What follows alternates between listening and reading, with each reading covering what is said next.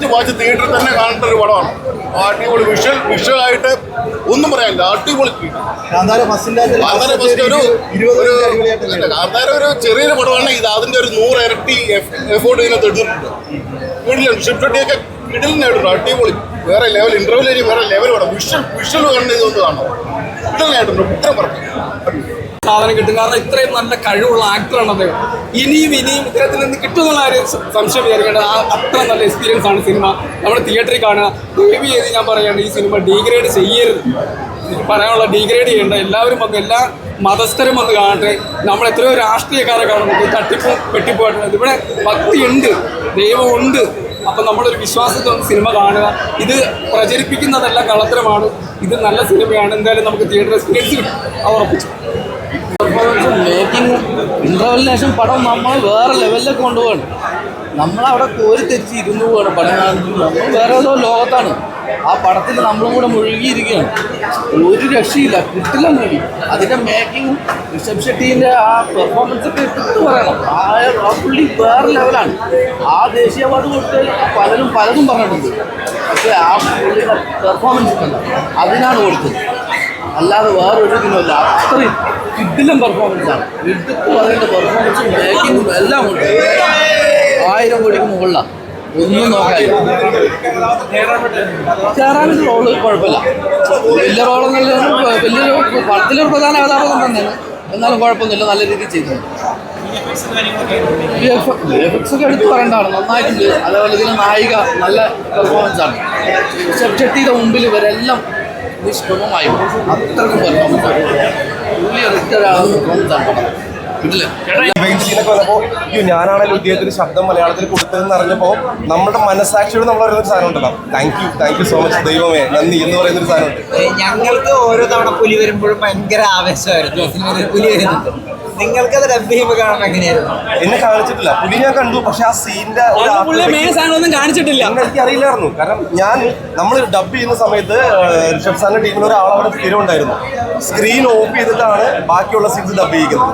Rishabh sir സ്ക്രീനിൽ വരുന്ന സമയത്ത് മാത്രമാണ് എനിക്ക് ഇവര് സ്ക്രീൻ ഓൺ ആക്കുള്ളൂ. ബാക്കി ഒന്നും ഇവര് കാണിക്കില്ലായിരുന്നു. ആരെയും കാണിച്ചിട്ടില്ല. മൊബൈല് അലൗഡ് അല്ലായിരുന്നു. ഔട്ട് സ്റ്റുഡിയോയിൽ പുറത്ത് വെച്ചിട്ടാണ് കയറാനായിട്ട്. പിന്നെ അദ്ദേഹത്തിന്റെ ഒരു അലർച്ചയും കാര്യങ്ങളും ചിലത് നമ്മൾ എടുത്തിട്ട് ബാക്കി ഒറിജിനൽ നമ്മൾ എന്താ പറയുക, സനാതന ധർമ്മത്തിൻ്റെ ഒരു ആവിഷ്കാരം എന്ന് പറയുന്നത് പോലെ തന്നെ സനാതന ധർമ്മം സംരക്ഷിക്കപ്പെടുന്നതിൻ്റെയും ആ ധർമ്മം നിലനിൽക്കുന്നതിൻ്റെയും ഒരു ആവിഷ്കാരമായിട്ടാണ് എനിക്ക് തോന്നുന്നത്. നല്ല ഓഡിയോഗ്രാഫി, അതുപോലെ അദ്ദേഹത്തിൻ്റെ അഭിനയവും എല്ലാം വളരെ ഭംഗിയായിട്ടുണ്ട്. വളരെ തനതായ നല്ല അഭിനയമാണ്. ഭംഗിയായി നന്നായിട്ടുണ്ട്. വളരെ ഇഷ്ടപ്പെട്ടു. എല്ലാവരും കുടുംബസമേതം തിയേറ്ററിൽ വന്ന് കാണുന്നതാണ് നമ്മൾ ആഗ്രഹിക്കുന്നത്. ജയറാം നന്നായിട്ടുണ്ട്. നമുക്ക് നമ്മുടെ മലയാളത്തിന് അഭിമാനിക്കാവുന്നതല്ലേ. അദ്ദേഹം നമ്മുടെ കേരളീയനായിട്ടുള്ള അദ്ദേഹം നല്ല അഭിനയം കാഴ്ചവെച്ചിട്ടുണ്ട്. ജയറാം വളരെ നന്നായിട്ടുണ്ട്. നമുക്ക് കേരളത്തിന് അഭിമാനിക്കാവുന്ന ഒരു തരത്തിൽ ജയറാം അഭിനയിച്ചിട്ടുണ്ട്. വളരെ നന്നായിട്ടുണ്ട്. നമ്മൾ കേട്ട് വളർന്ന കുറേ മിത്തുകളും കാര്യങ്ങളും ഉണ്ടല്ലോ, അതുമായിട്ട് ബന്ധിപ്പിച്ചിട്ടാണ് ഈ സിനിമ മുമ്പോട്ട് പോകുന്നത്. അതിൻ്റെ വേ ഓഫ് തിങ്കിങ് അങ്ങനെയാണ്. അപ്പോൾ എല്ലാ രീതിയിലും ഇപ്പം വിശ്വാസികളാണെങ്കിലും അല്ലെങ്കിലും എല്ലാ രീതിയിലുള്ള സിനിമ ഇഷ്ടപ്പെടുന്ന പ്രേക്ഷകരെയും ആകർഷിക്കാനുള്ള ഒരു ട്രീറ്റ് ഈ സിനിമയിൽ ഒരുക്കി ആണ് ഈ സിനിമയുടെ പോസ്റ്റ്. കഴിഞ്ഞ കാന്താര 1-നെ അപേക്ഷിച്ച് കാന്താര 2-ന്റെ ക്യാൻവാസ് വരുന്നതാണ്. അതിൻ്റെ അകത്തുള്ള ഇൻപുട്ടുകൾ അല്ലെങ്കിൽ അതിൻ്റെ അകത്തുള്ള എല്ലാം ഒരുപാട് വരുന്നത്. ഫൈറ്റായാലും കോമഡിയിൽ എല്ലാവരും അത്രത്തന്നെ കമ്പാരിറ്റീവ് നമുക്ക് കമ്പയർ ചെയ്യാൻ പറ്റും. ഫസ്റ്റ് തമ്മിൽ ഉറപ്പായിട്ട്. കാരണം നമ്മൾ ഫസ്റ്റ് എന്ന് പറഞ്ഞു കഴിഞ്ഞാൽ നമ്മൾ ഒട്ടും പ്രഡിക്റ്റബിൾ അല്ലാതെ ഒരു സിനിമ തിയേറ്ററിൽ വരുന്നു. നമ്മളത് കണ്ട് അതിൻ്റെ ഒരു ഒരു മാജിക്കൽ എലമെൻ്റ് ഉണ്ട്. ആ എലമെൻ്റ് കണ്ട് നമ്മൾ ഇഷ്ടപ്പെട്ടാണ് ആ സിനിമ ഇത്രയും വലിയൊരു വിജയമായി മാറുന്നത്. അപ്പോൾ അത്രയും വലിയൊരു വിജയമായ ഒരു സിനിമയുടെ 2ാം ഭാഗം വരുമ്പോൾ തീർച്ചയായിട്ടും പ്രേക്ഷകർ ഇതിലും വലിയൊരു എക്സ്പെക്ടേഷൻ ഉണ്ടാവും. അത് സ്വാഭാവികമാണ്. പക്ഷെ അതിന് മുകളിൽ ഈ സിനിമയ്ക്ക് കൊടുക്കാൻ കഴിഞ്ഞു എന്നുള്ളതാണ് സിനിമയുടെ സംവിധായകനെ സംബന്ധിച്ചത് ഏറ്റവും വലിയ. എല്ലാവരും നായികയുടെ പെർഫോമൻസ് ഗംഭീരമായിരുന്നു. ഇപ്പോൾ എനിക്ക് തോന്നുന്ന തെന്നിന്ത്യൻ സിനിമയിൽ തന്നെ തിളങ്ങി നിൽക്കുന്ന ഒരു താരം തന്നെയാണ് വിക്രമൻ. ഫസ്റ്റിൻ്റെ ആദ്യ ഭാഗങ്ങൾ ഭയങ്കര ക്രിഞ്ചായിട്ടുള്ള കോമഡി, ഒരുപാട് ബോഡി ഷേമിങ് പോലുള്ള, അത് പടത്തിന് ശേഷം ഒരുപാട് വിമർശിച്ചാണ്. ഇതിനകത്ത് പക്ഷേ ആ ഒരു വേൾഡ് ബിൽഡിങ്ങിൽ ശരിക്കും ആ ഒരു കാലഘട്ടത്തിലേക്ക് സ്റ്റോറിയിലേക്ക് നമ്മൾ പോയി.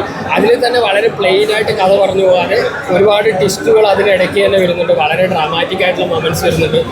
അത് അജനീഷിൻ്റെ ബാക്ക്ഗ്രൗണ്ട് സ്കോർ ഒരു രക്ഷയില്ല. വരാഹ രൂപത്തിൻ്റെ ട്യൂണ് തന്നെ കേൾക്കാൻ തന്നെയാണ് ആൽബോസിൽ കേൾക്കുമ്പോൾ തന്നെ നമുക്ക് ആ ഒരു ഗൂസ് ബംസ് വരുന്നത്. അതിനിടയ്ക്ക് ഇദ്ദേഹത്തിൻ്റെ സ്ക്രീൻ പ്രസൻസ്, പിന്നെ അദ്ദേഹത്തിൻ്റെ തന്നെ എഴുത്ത്, ആ ഓരോ ക്യാരക്ടറും വളരെ ഡീറ്റെയിൽഡായിട്ട് എഴുതി പോയിട്ടുണ്ട്. ഗംഭീരമായ തിയേറ്റർ അനുഭവമാണ്. ചാപ്റ്റർ 2 ഓഫ് കോഴ്സ് എന്ന് ഫസ്റ്റിലും മേലെ നിൽക്കുന്നു ഈ പടം.